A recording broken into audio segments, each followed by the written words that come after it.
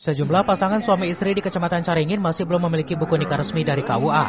Data KUA menunjukkan 4 dari 10 pasangan belum tercatat pernikahannya di negara. Untuk mengatasi hal tersebut, KUA dan pemerintah Kecamatan Caringin mendorong masyarakat mengikuti program isbat nikah. Layanan ini tersedia pada hari kerja Senin sampai Jumat dan diberikan tanpa biaya. Sangat mengapresiasi adanya kegiatan isbat nikah tepat ini. Salah satu manfaatnya adalah adanya kepastian hukum di dalam pernikahan. Itu manfaatnya ketika kita ingin mengurus masalah akta lahir, lalu paspor, lalu pembagian waris, punya kepastian hukum suami dan istri di dalam keluarga. Itu yang paling utama. Ketika kami menganalisis semuanya, itu masih banyak Pak, sekitar 40-50% lagi.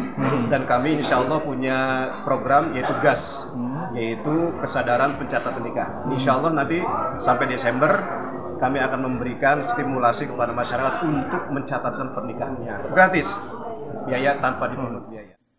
Kepala KUA menyebutkan sejumlah faktor menjadi kendala pencatatan, diantaranya pernikahan usia dini atau adanya poligami yang belum tercatat.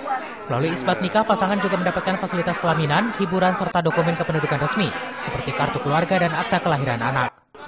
Dari Caringin, Wawan Supriyatna melaporkan.